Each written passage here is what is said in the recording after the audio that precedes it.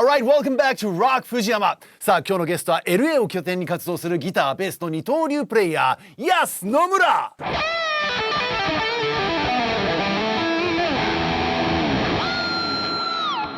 はい、出だし好調ということで、さあ、とうとうこの日がやってきましたね。楽しみにしてました。ぜひね、ロック藤山にとね、声をかけたのもう2年ぐらい前ですかね。だいぶ前ですね。はい。マーティとヤスは何回かお会いしてて、一回あれですよね、ジャクソンのディーラーイベントみたいなプライベートのイベントでご一緒させていただいて。で、ローリーは僕は今回初めてお会いするんですけど、どういう方なのかなと思って、ウィキペディアで調べたら、まずこのルックスにしびれましたよね。あまりにも美しすぎる。そしてギタープレイは彼のタッピングはね、まさに人類は、エネルギー保存の法則を到達したかという感じっていうか、永久期間を自分がこんな原子の周りを飛ぶ中性子になって久しぶりに分かんないですけど、SF 的な世界観がなるほど気のせいと思ったんだけど、相川さんも分からなかった。ちょっと今回はちょっと分かりませんでしたね。ミニマムからマキシマムまでの幅の広いプレイヤーですよね。さあ、ということですね、まずは安野村のロックヒストリーを紐解いていきたいと思います。まず音楽の目覚めは10代というか10歳頃、 J-POP が実は兄の影響とかアニメの主題歌とかそういうのですかね。ナルトとか、なんか今もやってると思いますけど、名探偵コナンとかそういうのの流れで。アーティストでいうとどのあたりなんですか？倉木舞さんとかオレンジレンジとか、あとスピッツとかですね。あとラルク・アンシエルとか、なんかその後に中学の時にジャンヌ・ダルクにハマってみたいな。じゃあギターを手にするきっかけになったのはその頃ですか？その頃ですね。サボったっていうことですか？そう僕もサボった結構。ロイさんもサボった？僕はサボタージュしたことないんですよ。言ってました。真面目ですね。ただ何も聞いてなかったですね。レスポールの絵ばっかり描いて最初にこう弾いた曲っていうのは多分そうレッスンで教えてもらったデフレパードの曲ですね。アニマルって曲。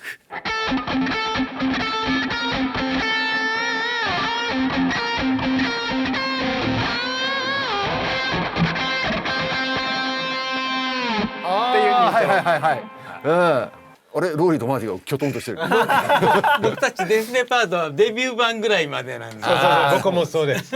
そっか。デフレパーって言えば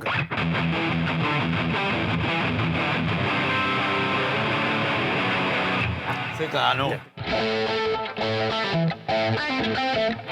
ここ。Get the rock song。逆に知らないです。全然売れる前なの。あ、そうなんですね。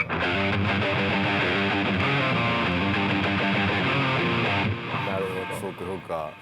じゃあデフレパードに始まってどんな曲をそこから？最初にそのレッスンに行った時になんかいろいろその先生が弾いてくれて、なんかソロギターみたいなのとファンクみたいなカッティングみたいなのと、あとはメタルリフで。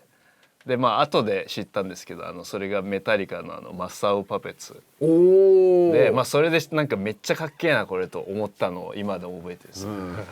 ロック藤山の不思議な現象でね、マーティがいるのにマスター・オブ・パペッツっていうね。藤山現象です。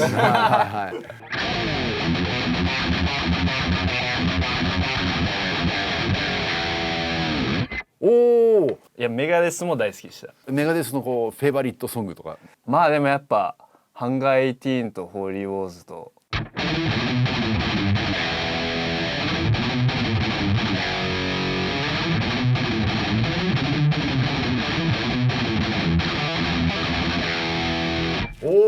タッチがいいですね。タッチが本当にいい。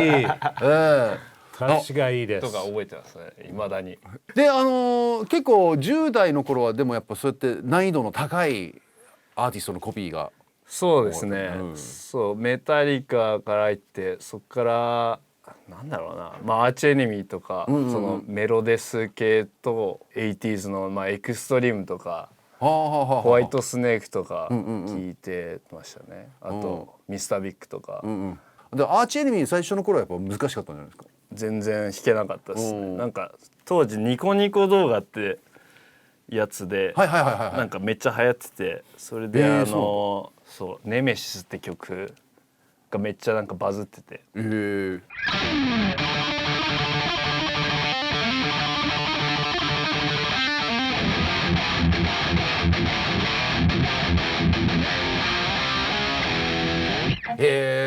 て感じです。これネメシスです。この曲なんだ。これが早すぎて全然弾けなかった。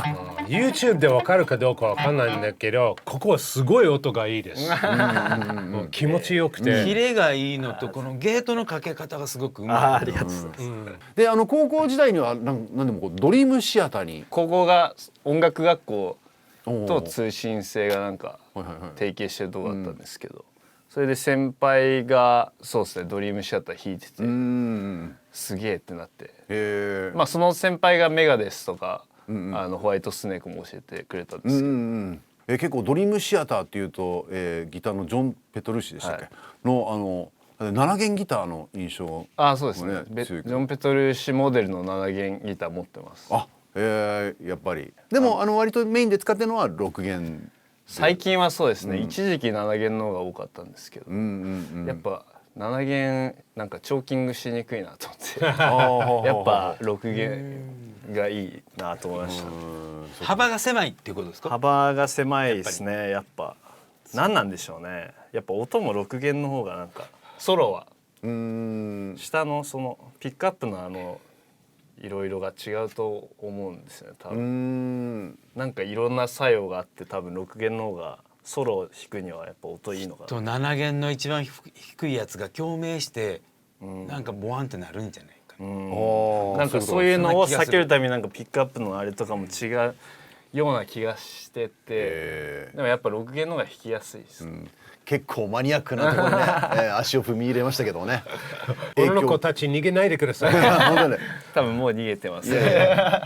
ここからですよ。ここからね、安野村のちょっと青春時代にね、こう足を踏み入れていくんですけども、高校を卒業してって19歳でも早速アメリカに渡ったという。アメリカのなんか有名な学校行けばうまいやついるかなと思って、その周りにやっぱうまい人がいるとこう影響を受けるじゃないですか。なんかそれをもう高校の時点でなんか感じて、ドリームシアターを教えてくれた先輩とかめっちゃうまかったんで、自分もうまくならなきゃいけないと思ってから多分練習もするし影響も受けるだろうなと思って、でアメリカ行くかってなって、でMI にしたって感じですね。なんでもなんかこうある本にものすごく影響を受けたっていうふうに聞いてるんですけど、ケリー・サイモンさんのですかね。なんかそうあの人のその地獄のメカニカルトレーニングじゃなくてもうやってました。あれもやってて小林さんです。超絶ギター超絶ギター養成ギプス。そうそれでなんかケリー・サイモンさんが MI 行ってたみたいなことを書いてあって、それも確かにそれも後押しになってました。アメリカは一人暮らし。でもずっとルームメイトはいましたけど。でその時英語は全然全く喋れない。全然全く。ルームメイトは MI の同級生とルームメイトになって。ギタリストですね。あの人とジャムった？ジャムってましたね。でなんか英語も教えてもらいました。やっぱなんかネイティブの人に教えてもらうのが一番かなと思って。ルームメイトのギタリストの時に同じぐらいの演奏レベルでした？いやそのルームメイトはそうでもないかな。それ辛いね。でもうまい友達はいっぱいで、多分そのルームメイトのやつをこれ見て今チッって言ってる。日本語わからないっていう僕もあったんですよ。なんかハワイに住んだ時に僕のルームメイト2人いたんです。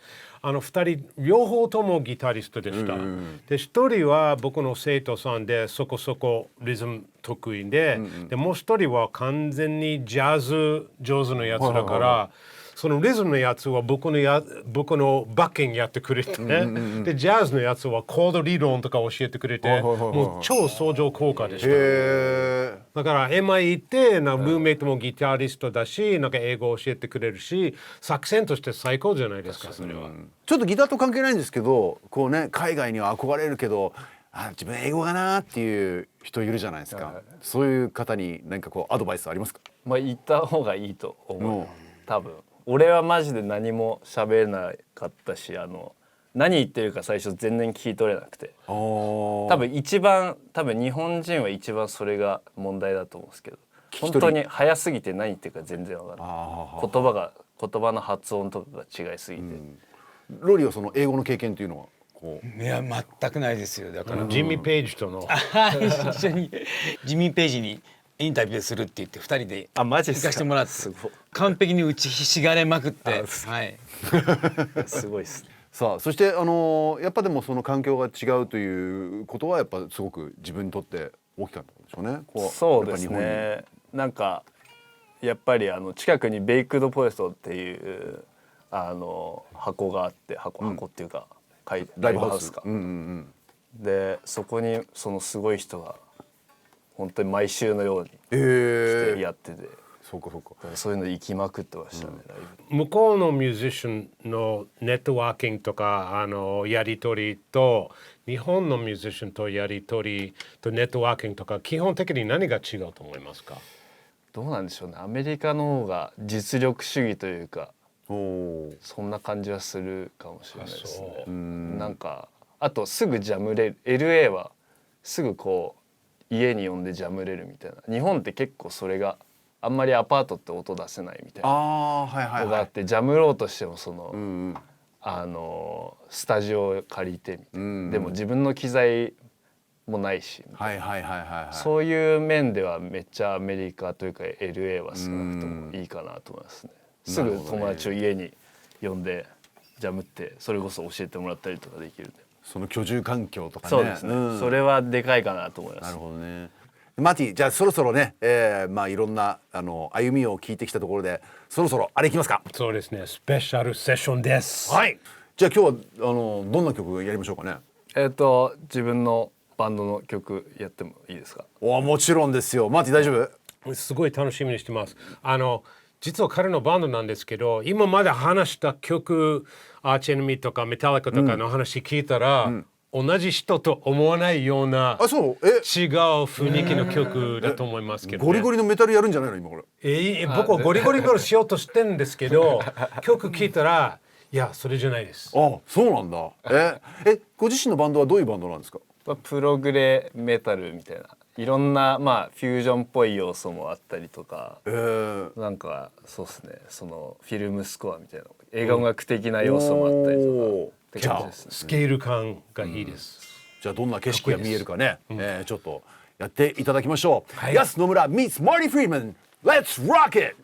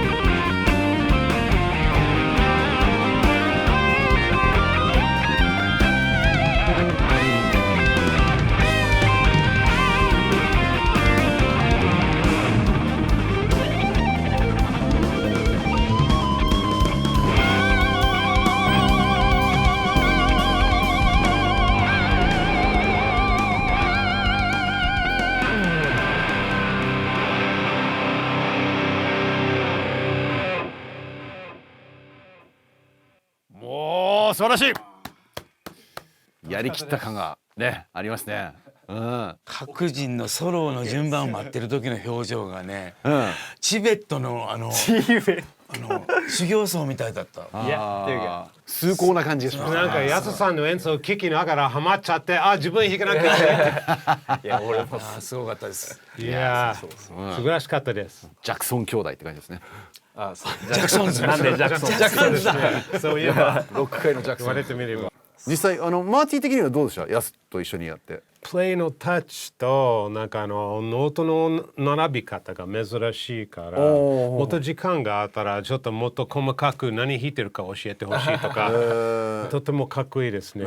多分今なんか本当に表面的な演奏しか見えないから多分もっと深くいろいろあると思います。それを感じるんですね。感じます。そうこれマーティなかなかここまで言いませんよ。大惨事ですよ。はい。まあ次回もですね、ヤスの村のギターへのこだわりを深掘りしていきたいと思います。So until next time, keep on rocking! Hell yeah!